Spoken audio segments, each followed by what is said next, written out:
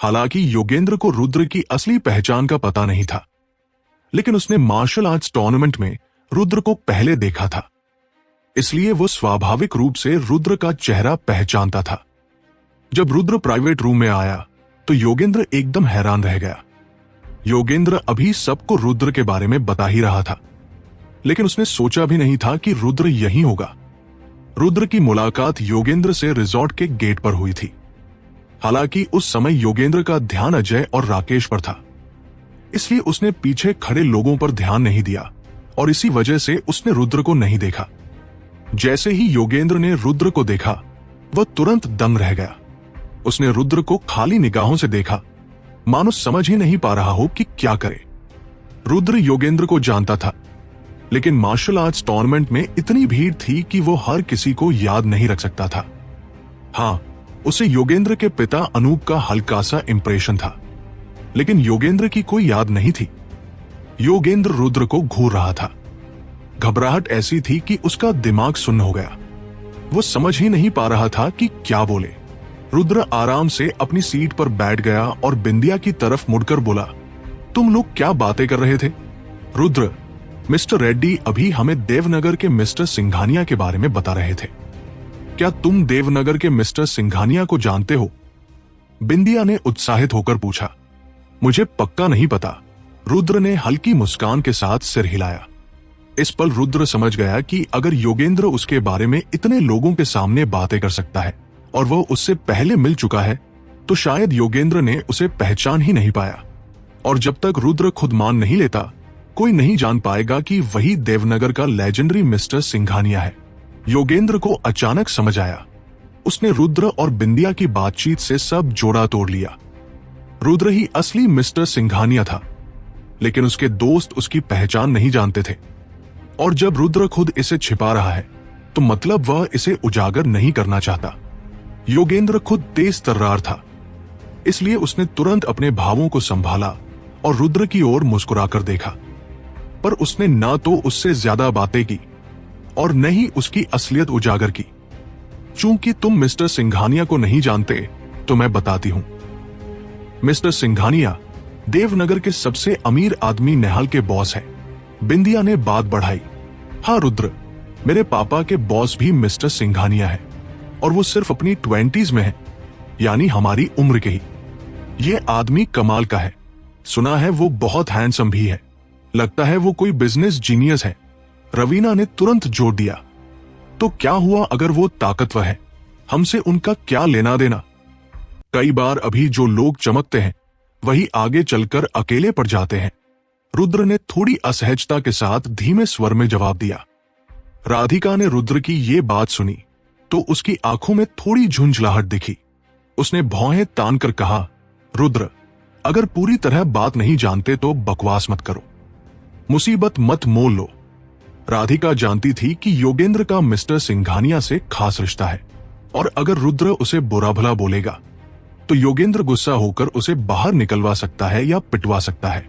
हालांकि राधिका को रुद्र पसंद नहीं था, लेकिन उसकी मां से रुद्र का अच्छा रिश्ता था, इसलिए वो उसका अहित नहीं चाहती थी। इसी वजह से उसने उसे चेताया। हाँ बिल्कुल, क्या तुम्हें पता है मिस्टर सिंघानिया के पास कितने बिजनेस हैं? अगर वो अकेले पड़ गए तो न जाने कितने लोग बर्बाद हो जाएंगे। अगर जानकारी नहीं है तो फिजूल मत बोलो, कितनी शर्मिंदगी हो रही है। आराध्या ने भी गुस्से से रुद्र को डांटा। राकेश और अजय ने भी रुद्र को नासमझ समझा। वे बोले तो नहीं, पर हंसी उड़ाई। शेखर, शोएब और बाकी लोगों ने आराध्या की बात सुनी तो उनकी आंखों में थोड़ी नाराजगी दिखी। वे रुद्र का बचाव करने के लिए मुंह खोल ही रहे थे कि असल में मुझे लगता है रुद्र सही कह रहा है। ये चीज कोई पक्के तौर पर नहीं कह सकता। योगेंद्र ने अचानक रुद्र का पक्ष लिया। इस समय सिर्फ योगेंद्र को ही रुद्र की असली पहचान का पता था। रुद्र विनम्रता से पेश आ रहा था और योगेंद्र समझ गया कि शायद वो खुद अपनी पहचान नहीं बताना चाहता, इसलिए उसने भी उजागर नहीं किया। योगेंद्र की ये बात सुनकर सबने रुद्र को घूरा और चुप हो गए। अब उसके बाद किसी ने उसका मजाक नहीं उड़ाया। रुद्र और शेखर के बैठने के बाद बातचीत का रुख बदल गया, लेकिन शेखर का चेहरा बहुत गुस्से से भरा था। क्योंकि उसने दिशा और लखन को साथ बैठा देखा था। हालांकि प्राइवेट रूम में और लोग भी थे, इसलिए उसने कुछ कहा नहीं। लेकिन शेखर ने कभी नहीं सोचा था कि लखन और दिशा उसके सामने ही और ज्यादा नजदीकियां बढ़ाएंगे। उसकी गर्लफ्रेंड का उसके सामने किसी और मर्द से फ्लर्ट करना पहले से ही शर्मनाक था, लेकिन इस समय दिशा और लखन सिर्फ फ्लर्ट नहीं कर रहे थे। शेखर को लगा कि अगर उसने तुरंत रोक टोक नहीं की तो शायद वो आगे बढ़कर कमरा भी ले लेंगे। इसलिए उसने तुरंत अपना फोन निकाला और दिशा को एक फेसबुक मैसेज भेजा, उम्मीद करते हुए कि वो अपनी हरकतें रोक ले। लेकिन दिशा का फोन उसके बैग में था, इसलिए उसने मैसेज देखा ही नहीं। रुद्र और बाकियों ने यह सब जरूर देखा, लेकिन किसी ने कुछ कहा नहीं। आखिर ये शेखर और दिशा का निजी मामला था। दिशा, इधर बैठ जाओ। शेखर ने झुंझलाकर दिशा को आवाज दी। दिशा ने ठंडी नजर से शेखर की ओर देखा, होंठ सिकोड़कर बोली, मैं यहां ठीक हूं। वहां क्यों जाओ? इस वक्त दिशा ने पहले ही सोच लिया था कि वो डिनर के बाद शेखर से ब्रेकअप कर देगी और लखन के साथ हो जाएगी, इसलिए अब उसे कोई परवाह नहीं थी। शेखर की बात का उस पर कोई असर नहीं पड़ा। तुम, शेखर ने दिशा का रवैया देखकर गुस्से में इतना भर लिया कि कुछ कह ही नहीं पाया। प्राइवेट कमरे के अंदर जब सभी ने शेखर और दिशा की बातचीत सुनी तो वे सभी शेखर और दिशा की तरफ देखने लगे। दिशा, मैंने कहा था कि यहां बैठो, क्या तुमने मेरी बात सुनी? शायद दिशा की बातों से शेखर को शर्मिंदगी हुई थी, इसलिए उसने भौहें कब्ज करके ठंडे स्वर में चिल्लाया, क्यों? मैं यहां बैठने में ठीक हूं। मुझे वहां बैठना पसंद नहीं, दिशा ने ठंडे स्वर में कहा। दिशा, क्या तुम थोड़ा ज्यादा नहीं कर रही? शेखर ने अभी तुम्हें बहुत जगह दी थी। अब जब वह चाहता है कि तुम अपनी सीट पर वापस जाओ तो जाकर बैठ जाओ। क्या तुम्हें लोगों को बुरा कहने के लिए मजबूर करना जरूरी है? बिंदिया अब और सहन नहीं कर सकी। उसने भौहें तानी और दिशा को डांटा। तुम कौन हो? मेरी शेखर से बात करने की वजह तुम क्या हो? अगर तुम्हें वो सीट पसंद है तो क्यों नहीं तुम बैठती? यहां क्या बोल रही हो? दिशा ने बिंदिया को देखकर तिरस्कार से कहा, तुम ऐसे क्यों हो? बिंदिया खड़ी हुई और दिशा की ओर उंगली उठाई। शेखर ने गहरी सांस ली और वह भी खड़ा हो गया। फिर वह दिशा के पास गया और उसका हाथ पकड़कर धीरे से बोला, मेरे साथ चलो। शेखर, तुम क्या कर रहे हो? तुरंत मुझे छोड़ो। तुम पागल हो क्या? दिशा जाहिर तौर पर शेखर के साथ जाना नहीं चाहती थी, इसलिए वो पूरी ताकत से लड़ने लगी। लेकिन दिशा तो लड़की थी, उसकी ताकत शेखर से कम थी, इसलिए वो लखन की तरफ देखने लगी। लखन थोड़ा हिचकिचाया, फिर धीरे से बोला, भाई क्या कर रहे हो? सभी यहां खाने आए हैं। जब खूबसूरत दिशा मेरी बगल में बैठना चाहती है तो उसे बैठने दो। चिंता मत करो, मैं तुम्हारी गर्लफ्रेंड का ध्यान रखूंगा। उस समय लखन की बातें बहुत अपमानजनक थी। यह साफ था कि वह शेखर को भड़काने की कोशिश कर रहा था। यहां तक कि रुद्र की आंखों में भी अजीब सी चमक आ गई। शेखर का मन बहुत खराब था। आखिरकार उसकी गर्लफ्रेंड ने उसे इतने दोस्तों के सामने अपमानित किया था। कौन चुप रहता? इसके अलावा लखन की बातें सच में अपमानजनक थी। वो पूरी तरह शेखर का सम्मान नहीं करता था। तुम कौन समझते हो खुद को? तुम्हें मेरे गर्लफ्रेंड का ध्यान रखने का अधिकार नहीं है। हट जाओ, शेखर ने उसे घूरते हुए कहा।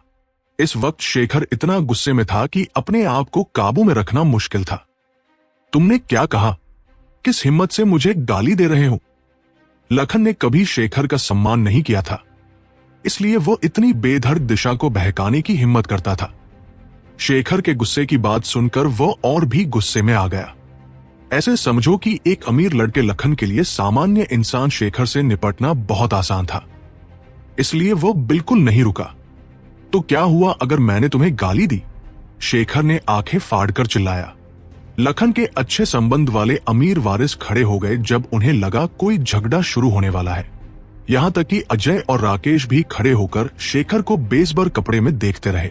शोएब शेखर के पीछे दौड़ा और रुद्र वहीं चुपचाप खड़ा रहा। इस वक्त सभी भावुक थे।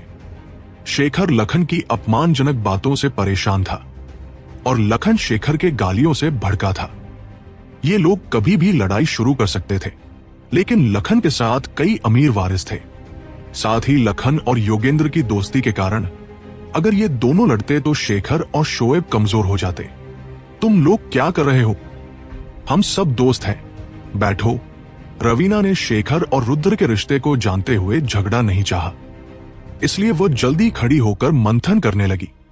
हाँ, पहले सब ठीक था, अब ये हुआ क्या? सब बैठो। राधिका ने भी भौहें तानी और कहा।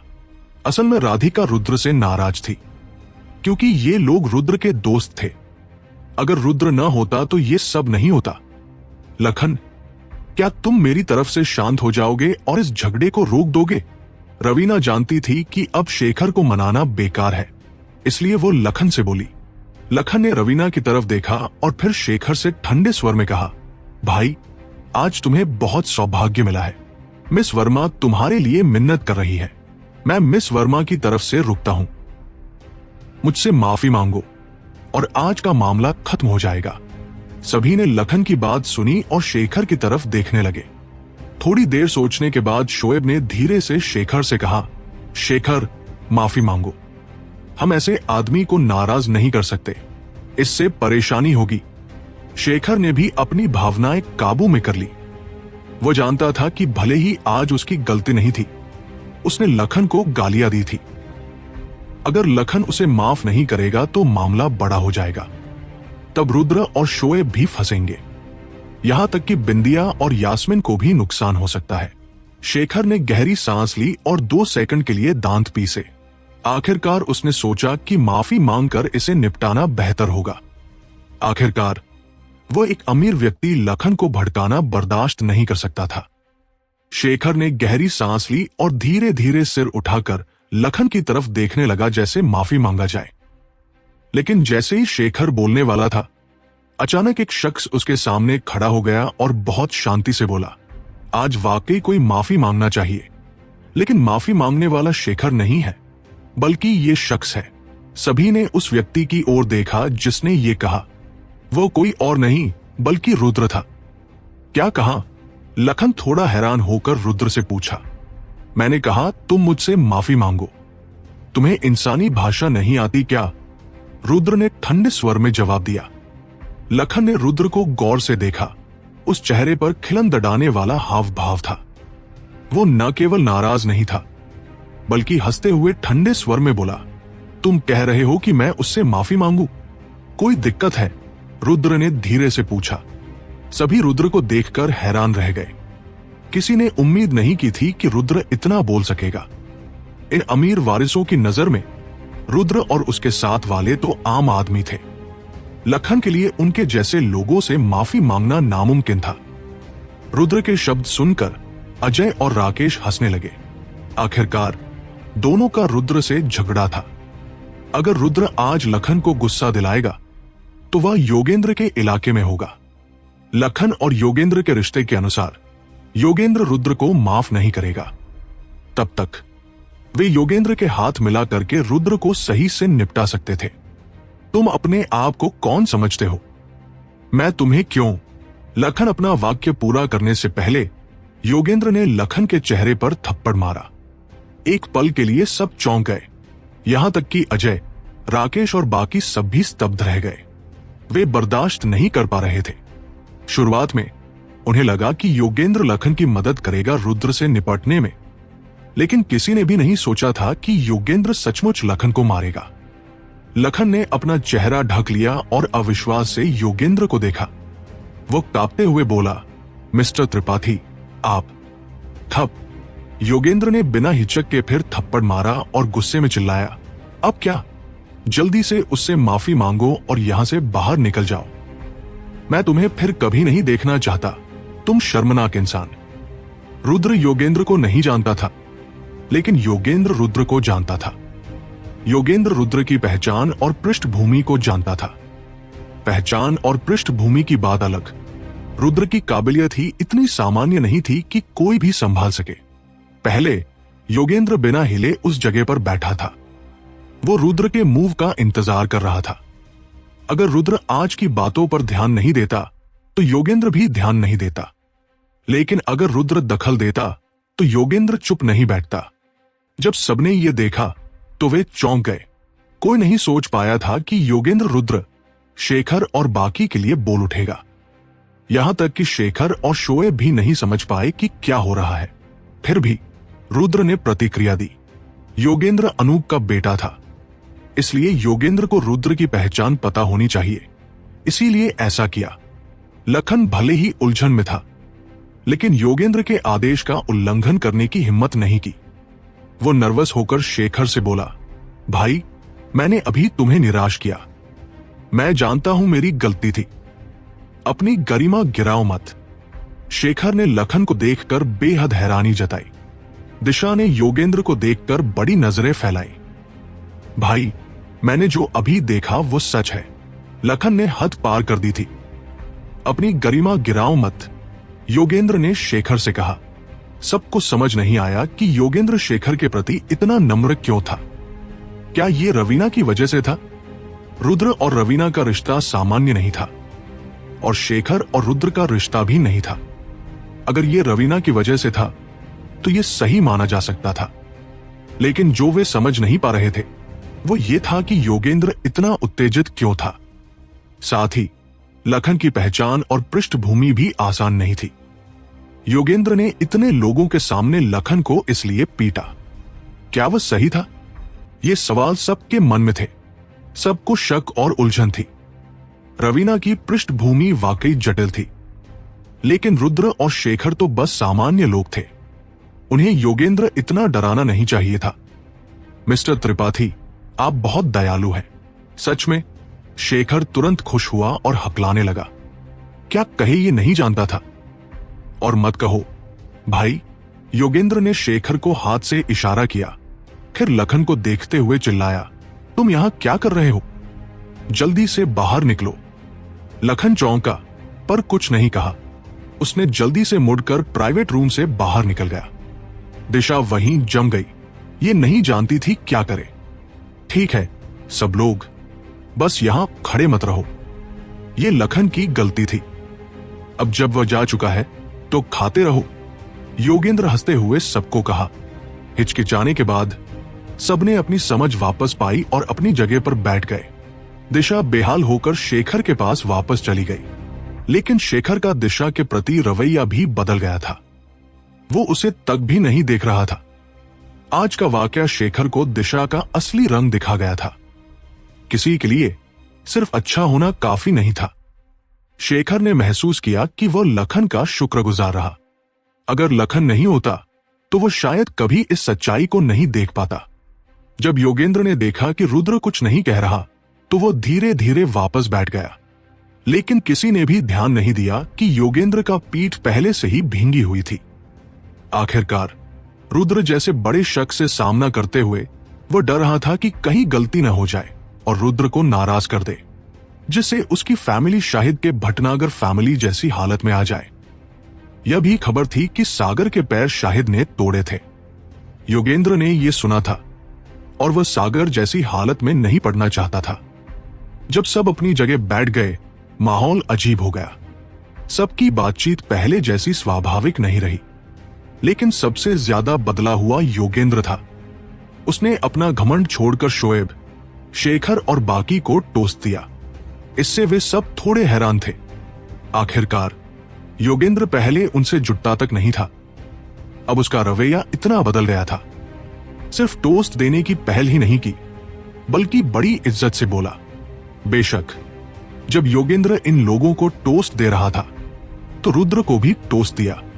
रुद्र ने मना नहीं किया। राधिका, रवीना और बाकी लोग योगेंद्र को देख रहे थे। वे महसूस कर रहे थे कि आज का वाकया कुछ गलत है, पर पता नहीं चला कि क्या समस्या है। जब योगेंद्र ने रुद्र को देखा तो उसकी प्रतिक्रिया तुरंत बदल गई।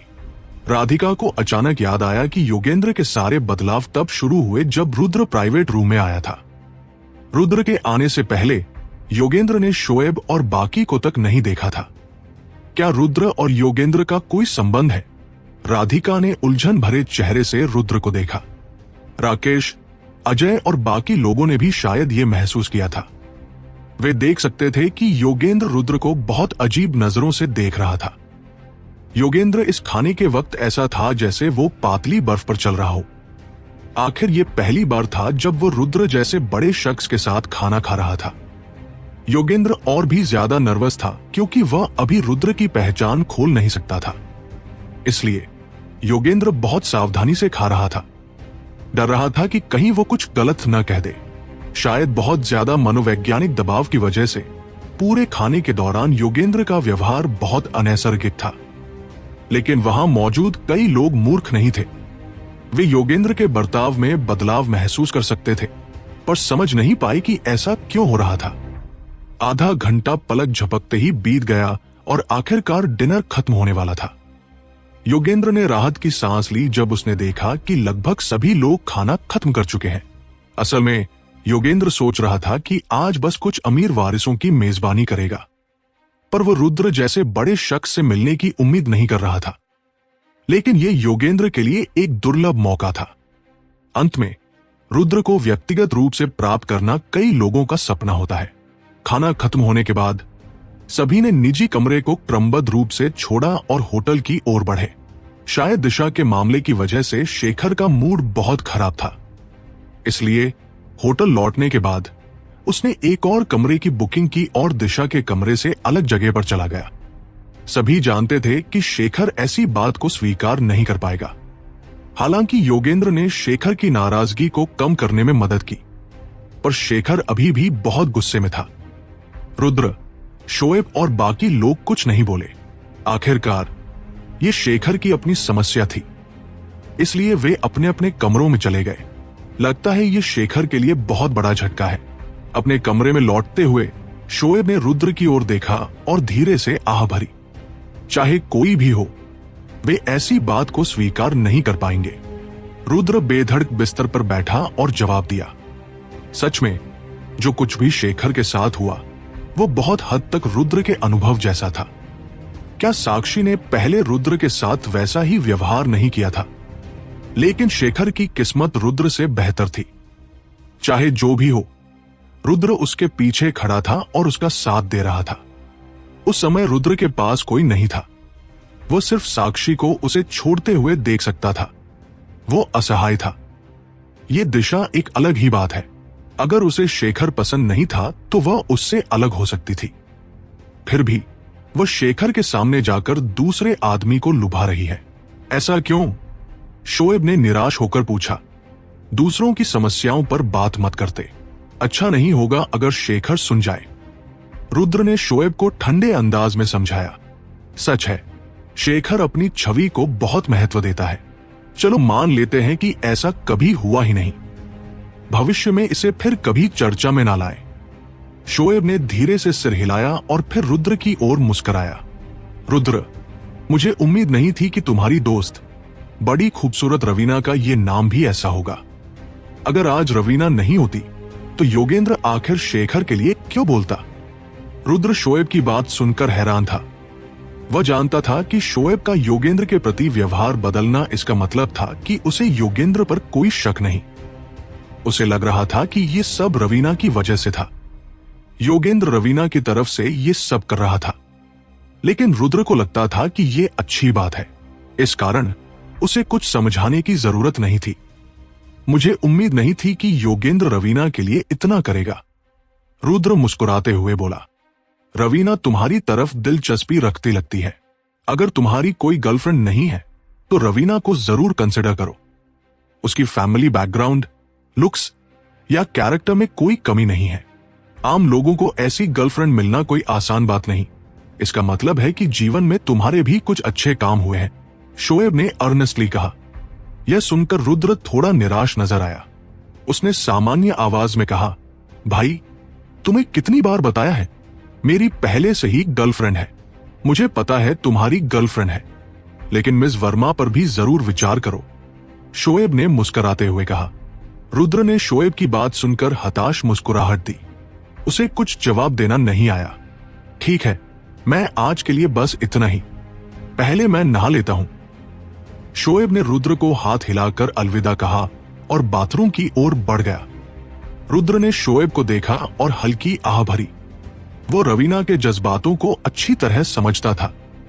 रवीना हर लिहाज से बेहतर है। वो सच में रुद्र की किस्म से भाग्यशाली है कि उसकी गर्लफ्रेंड रवीना जैसी है। लेकिन रुद्र के मन में रवीना के लिए कोई और विचार नहीं थे। उसे लग रहा था कि प्रिया उसके लिए सबसे उपयुक्त महिला है, जहां अवनी और कविता सिर्फ इंपल्सिव गलतियां थी। चाहे वे कैसी भी हो, वे प्रिया मेहरा जितनी महत्वपूर्ण नहीं थी। अचरज है कि प्रिया विदेश में कैसी कर रही होगी। उसने लंबे समय से प्रिया से कोई खबर नहीं सुनी थी। वो कब लौटने वाली है?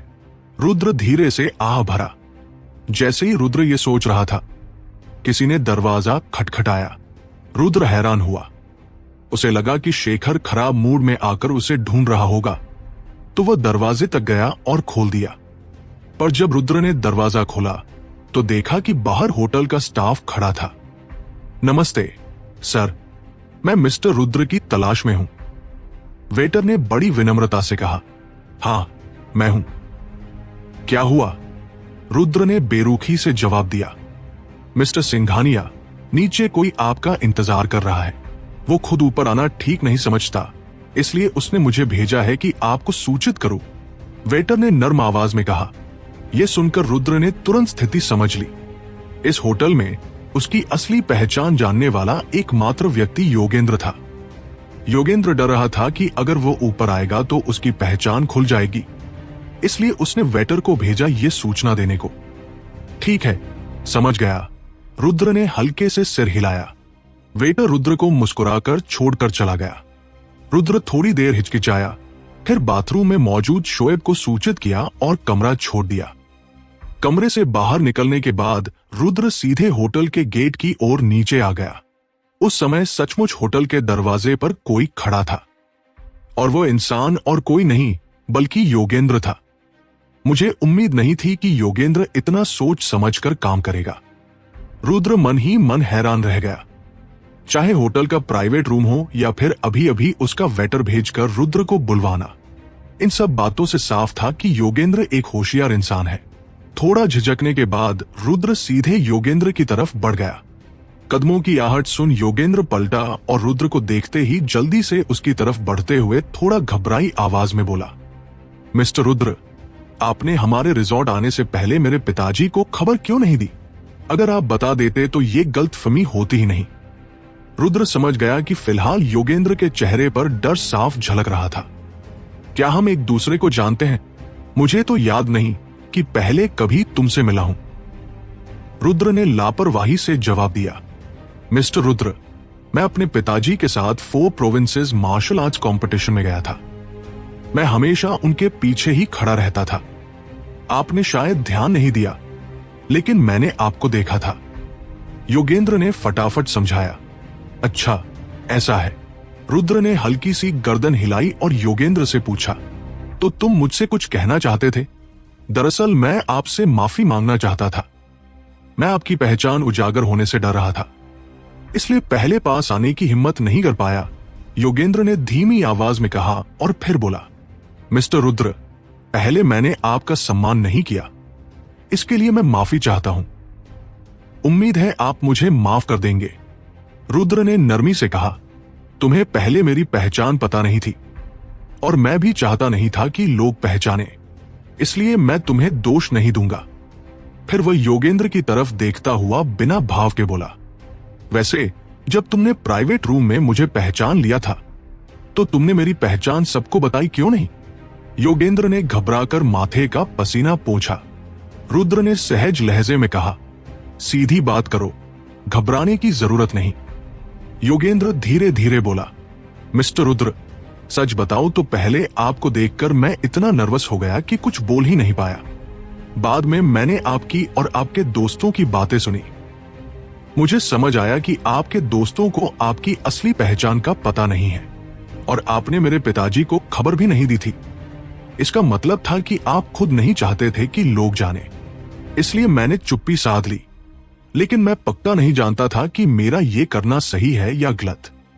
रुद्र हल्की मुस्कान दबाकर बोला, सच है, मैं नहीं चाहता था कि बहुत लोग मेरी असली पहचान जाने। तुम समझदार इंसान हो, आगे जब त्रिपाठी फैमिली का कारोबार तुम्हारे हाथों में आएगा तब जरूर तरक्की करेगा। इस वक्त रुद्र की नजर में योगेंद्र के लिए एक अच्छा भाव बन गया था। उसे लगा योगेंद्र उन अमीरजादों से ज्यादा समझदार है। योगेंद्र को भी राहत मिली कि उसने ठीक कदम उठाया। अगर उसने सच में रुद्र की पहचान खोल दी होती तो मामला बिगड़ सकता था। रुद्र ने गंभीर लहजे में कहा, इतना संकोच मत करो, हम बराबरी के हैं और मैं मानता हूं कि तुम्हारे अंदर दिमाग है। अगर कभी किसी मुसीबत में फंस जाओ तो सीधे मेरे पास आना। इस बार तुम्हारा रवैया मुझे ठीक लगा, इसलिए जहां संभव होगा मैं मदद करूंगा। मिस्टर रुद्र, आप सच बोल रहे हैं? योगेंद्र पूरी तरह हैरान रह गया। उसके चेहरे पर खुशी साफ झलक रही थी। रुद्र ने उसके कंधे पर हाथ रखा और शांत स्वर में कहा, याद रखो मैंने क्या कहा, तुम होशियार हो। अगर तुमने आज्ञाकारी बने रहकर त्रिपाठी फैमिली संभाली तो तुम्हारा कारोबार बहुत ऊपर जाएगा, लेकिन शर्त यही है कि तुम अनुशासन में रहो, समझे? मैं समझ गया। योगेंद्र उत्साहित होकर सिर हिलाने लगा। असल में योगेंद्र हमेशा से रुद्र को खुश करना चाहता था। इतना ताकतवर सहारा मिलना मतलब था कि त्रिपाठी फैमिली भी गुजरात में शौर्यवीर सिंह की तरह पांव पसार सकती है। रुद्र का सोचना भी सीधा था। गुजरात देवनगर से दूर था, इसलिए शौर्यवीर सिंह की पहुंच वहां तक नहीं थी। इसलिए उसने जानबूझकर योगेंद्र को अपनी तरफ खींचना चाहा ताकि त्रिपाठी फैमिली गुजरात में उसका सहारा बन सके। योगेंद्र का तरीका और बुद्धिमानी रुद्र को भा गए थे, इसलिए गुजरात के लिए सबसे सही चुनाव वही था। अब शाहिद मध्य प्रदेश में था, शौर्यवीर सिंह देवनगर में था और योगेंद्र गुजरात में। अब बस राजस्थान बचा था। अगर वहां सुमित से समय देकर अच्छी बातचीत हो गई तो सेठी फैमिली से मुकाबले के लिए यह बेहद मददगार साबित होगा। मिस्टर रुद्र, क्या मैं अभी अपने पिताजी को बुलाऊं ताकि वो आपसे मिल सके? योगेंद्र ने झिझकते हुए पूछा। रुद्र ने नरमी से कहा, जरूरत नहीं है, मैं तो बस दोस्तों के साथ 2 दिन रुक रहा हूं, फिर परसों निकल जाऊंगा। तुम्हें इतनी औपचारिकता की जरूरत नहीं। ठीक है, मैं समझ गया। योगेंद्र ने तुरंत सिर हिलाया। अगर और कोई बात नहीं है तो अब तुम जा सकते हो, रुद्र ने हल्के स्वर में कहा। योगेंद्र थोड़ा रुका, फिर बोला, वैसे मिस्टर रुद्र, मुझे अगर आपकी पहचान मालूम होती तो मैं आपको इस होटल में ठहरने नहीं देता। कल से हमारे सबसे अच्छे विला में आप शिफ्ट हो जाइए। रुद्र ने कहा, सबसे अच्छा विला जरूरी नहीं, कोई भी सामान्य सा ही ठीक रहेगा। मेरे दोस्तों को भी मजा आना चाहिए। ठीक है, मैं समझ गया। योगेंद्र ने फौरन हामी भरी और वहां से निकल गया। योगेंद्र के जाने के बाद रुद्र कुछ पल खामोशी से खड़ा रहा, फिर 2 सेकंड झिझक कर बर्फीले चेहरे से दूर देखते हुए बोला, छिपना बंद करो, बाहर आओ। योगेंद्र का चेहरा रुद्र की बात सुनते ही खुशी से खिल उठा। रुद्र जैसा सहारा मिलना त्रिपाठी परिवार के लिए बेहद बड़ी किस्मत की बात थी। शायद भविष्य में जब वह अपने पिता की जगह लेगा तो त्रिपाठी परिवार को और ऊंचे स्तर तक पहुंचा सकता है। इसलिए होटल से निकलने के बाद उसने तुरंत विला की तैयारी शुरू कर दी। वाटर विला एरिया इस समय पूरा बुक था और सिर्फ रुद्र और उसके दोस्तों को कम से कम 3 विला चाहिए थे। इस कारण योगेंद्र को कुछ लोगों को नाराज करना ही था, लेकिन रुद्र को खुश करने के लिए उसे लगता था कि कुछ लोगों को नाराज करना कोई बड़ी बात नहीं है। योगेंद्र के चले जाने के बाद रुद्र ने जाने की जल्दी नहीं की, क्योंकि उसे पता था कि उसकी और योगेंद्र की बातचीत कोई चुपके से सुन रहा था। हालांकि वो शख्स अच्छी तरह छिपा हुआ था, फिर भी रुद्र उसकी मौजूदगी को महसूस कर सकता था। जॉर्ज से सीखी हुई ची ऑब्जर्वेशन टेक्निक की वजह से, चाहे उसने सिर्फ बुनियादी चीजें ही सीखी हो, आसपास लोगों की मौजूदगी भाप लेना उसके लिए आसान हो गया था। और वैसे भी सामने वाला कोई योद्धा नहीं बल्कि सिर्फ एक आम इंसान था, इसलिए उसकी मौजूदगी पकड़ लेना और आसान था। बाहर आ जाओ, छिपने की जरूरत नहीं है, मैंने तुम्हें पहले ही देख लिया है। रुद्र ने दूर देखते हुए ठंडे भाव से आवाज लगाई। थोड़ा संकोच करने के बाद कोने में छिपी लड़की आखिरकार बाहर निकल आई, और वह लड़की जो रुद्र और योगेंद्र की बातचीत सुन रही थी, और कोई नहीं बल्कि दिशा ही थी। इस समय दिशा ने बहुत हॉट अंदाज में कपड़े पहने थे। एक टाइट शॉर्ट स्कर्ट जिसने उसकी पतली कमर, भरी हुई छाती और सफेद लंबे पैरों को और निखार दिया था। चेहरे पर हल्का मेकअप था जो उसे सेक्सी के साथ साथ ठंडा सा आकर्षण भी दे रहा था। वो पहले से ही खूबसूरत थी और उसकी फिगर भी बहुत आकर्षक थी। अब इस पहनावे में उसे नजरअंदाज करना और मुश्किल हो गया। डिनर पार्टी में हुए झगड़े के कारण दिशा और शेखर के बीच दरार आ गई थी और दिशा जानती थी कि अब उसका और शेखर का रिश्ता खत्म हो चुका है। इसलिए उसने तय किया था कि इस मौके का फायदा उठाकर किसी अमीर लड़के से नजदीकियां बनाए। रिजॉर्ट में वैसे भी कई अमीरजादे थे, खासकर विला एरिया में, जहां लगभग हर किसी की दौलत कम से कम अरबों में थी। इसलिए दिशा ने जानबूझकर सेक्सी कपड़े पहने और विला एरिया में टहलने लगी, उम्मीद में कि कोई अमीरजादा उसमें दिलचस्पी ले ले और अगर कुछ आगे भी हो जाए तो उसे कोई आपत्ति नहीं थी। आखिरकार उसने कब का अपना वर्जिनिटी खो दिया था, तो किसी के साथ बिस्तर पर जाना उसके लिए बड़ी बात नहीं थी। लेकिन विला एरिया में घूमने के बाद दिशा को समझ में आया कि वे अमीरजादे उसके अंदर कोई दिलचस्पी नहीं रखते और उनमें से ज्यादातर के पास पहले से ही गर्लफ्रेंड थी जो दिशा से भी ज्यादा खूबसूरत थी। आखिरकार दिशा को खाली हाथ लौटना पड़ा, लेकिन जब वो होटल में वापस अंदर जाने ही वाली थी तो उसने देखा कि गेट पर दो लोग बातें कर रहे थे, जिनमें से एक देखने में योगेंद्र जैसा लग रहा था। इसलिए दिशा ने सोचा कि योगेंद्र से टकराने का बहाना बनाए और देखे कि उसके पास कोई मौका निकलता है या नहीं। लेकिन जैसे ही वह नजदीक पहुंची, उसने देखा कि योगेंद्र जिसके साथ खड़ा था वो रुद्र था, शेखर का गरीब दोस्त। इससे दिशा को और भी जिज्ञासा हुई कि रुद्र और योगेंद्र क्या कर रहे हैं और उनकी बातचीत क्या है। जब दिशा ने उनकी बातचीत सुनी तो वो पूरी तरह से हैरान रह गई और जल्दी से छिप गई। जितना वो सुनती गई उतना ही डरती चली गई। उसे अचानक एहसास हुआ कि ये मामूली गरीब लड़का दरअसल वही मशहूर मुंबई का मिस्टर रुद्र था। दिशा अपनी भावनाओं को बयान ही नहीं कर पाई। उसने शेखर से पहले रुद्र के बारे में थोड़ा बहुत सुना था, लेकिन वह सब उसकी गरीबी और हालात पर था। इसलिए दिशा ने कभी उस पर ध्यान ही नहीं दिया और हर बार उसे नजरअंदाज किया। यही कारण था कि आज उसकी असली पृष्ठभूमि जानकर वह चौंक गई। असल में यह सब रुद्र का भेष था। वो धीरे धीरे उसके नजदीक आई और हैरान नजरों से रुद्र को ऊपर से नीचे तक देखते हुए बोली, क्या तुम वही लेजेंडरी मिस्टर रुद्र हो? तुमने अभी मेरी और योगेंद्र की बातचीत सुनी है, सही?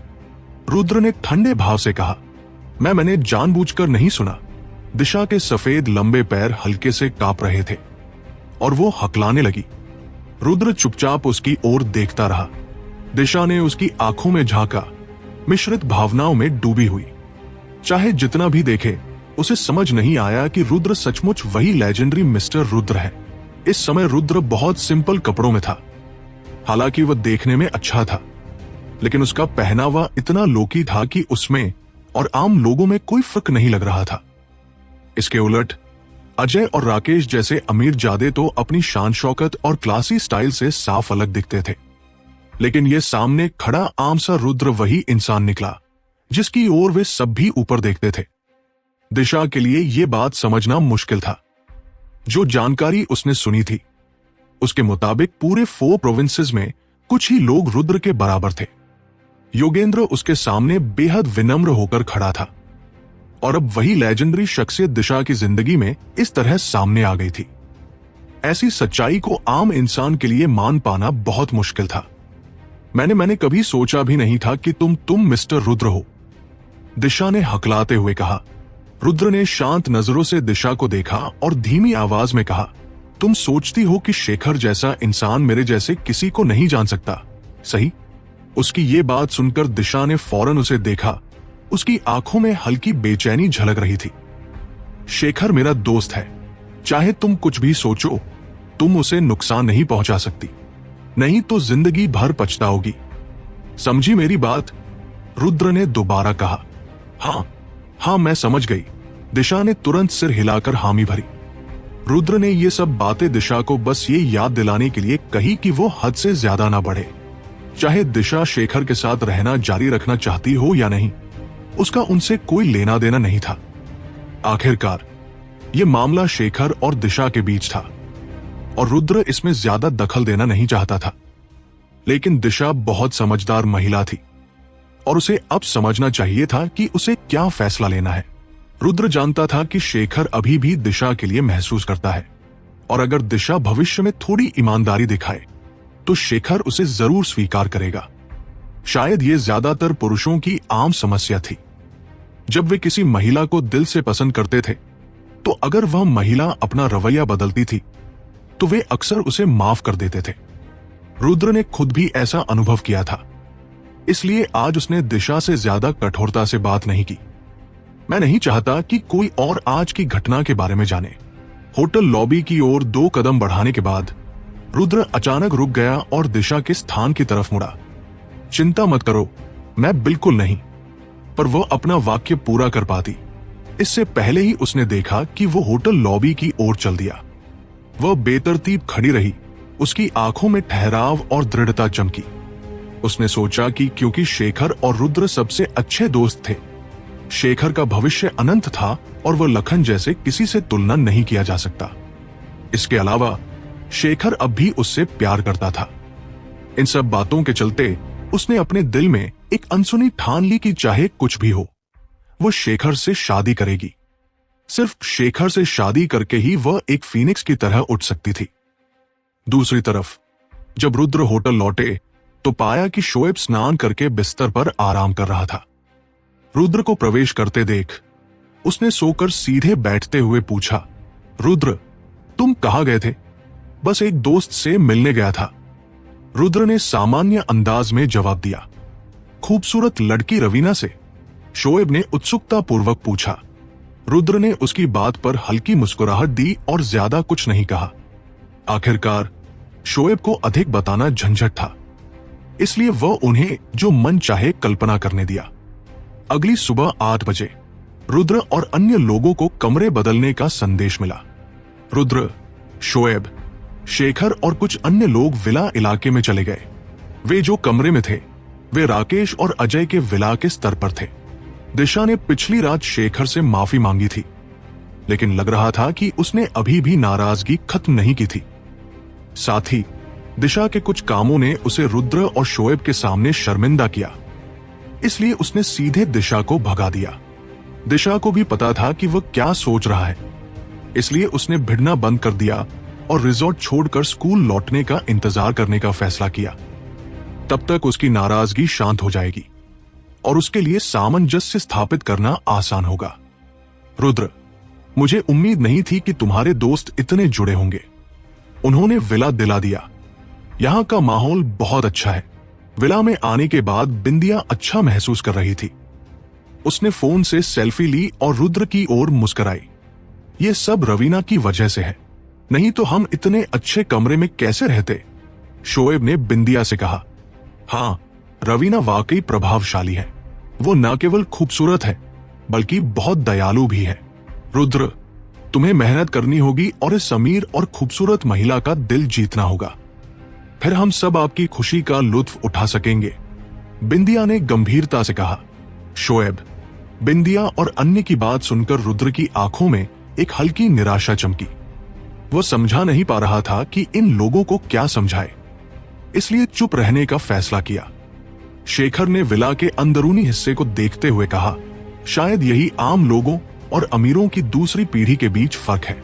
उनके एक शब्द पर हम फ्री में विला में रह जाते हैं, लेकिन हमारे पास पैसा होने के बावजूद भी इसे पाना मुश्किल है। शायद दिशा की स्थिति के कारण रुद्र महसूस कर सकता था कि शेखर अभी भी बहुत खराब मूड में था। मुझे विश्वास है कि एक दिन तुम हमें भी ऐसे आलीशान घर में ले जा पाओगे। रुद्र ने उसके कंधे पर हल्के से थपकी दी और मुस्कुराया। उसकी बात सुनकर शेखर ने उसका चेहरा देखा और अनमना सा नजर आया। उसने ज्यादा कुछ नहीं कहा। शेखर जानता था कि रुद्र अभी उसे सांत्वना दे रहा था। कुछ बातें उसके लिए असंभव थी, चाहे वो कितना भी मेहनत करे। वो अपनी सीमाओं को समझता था, लेकिन अपने दोस्तों के बारे में कम जानता था। रुद्र की मदद से भविष्य में शेखर के लिए अजय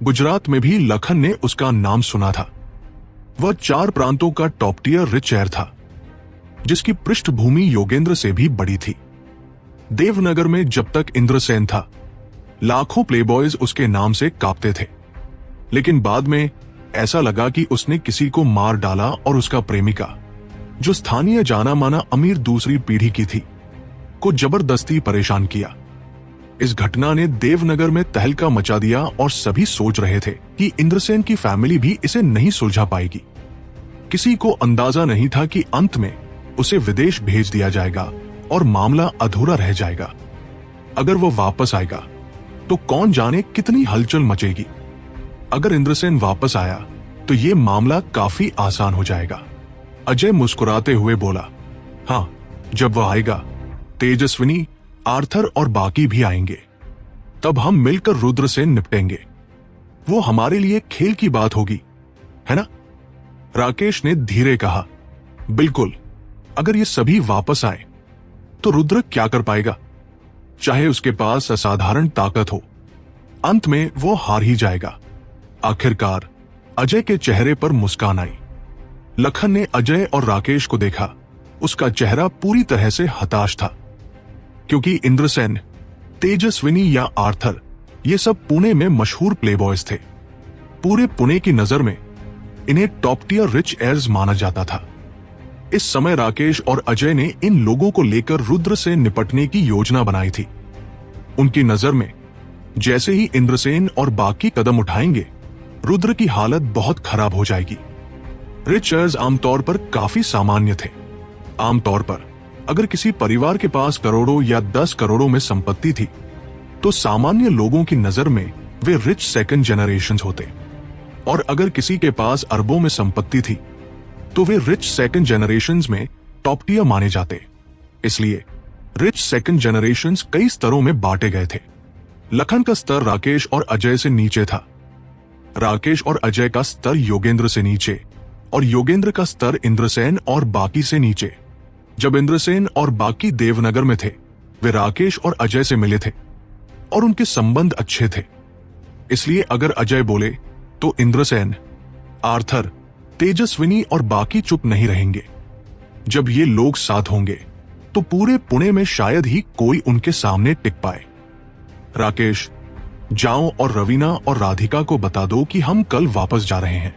कुछ सोचकर अजय ने राकेश से धीरे कहा, कल वापस? हम अभी ज्यादा मजा नहीं किया, इतना जल्दी क्यों लौटना? राकेश ने अजय की बात सुनकर अचरज जताया। अब रुद्र को नहीं देखना चाहता। जब भी देखता हूं नाराज हो जाता हूं। चलो जल्दी चलते हैं, अजय ने धीमी आवाज में जवाब दिया। ठीक है। राकेश ने अजय को देखा, बेसहारा सिर हिलाया और फिर खड़ा होकर विला के बाहर निकलने लगा।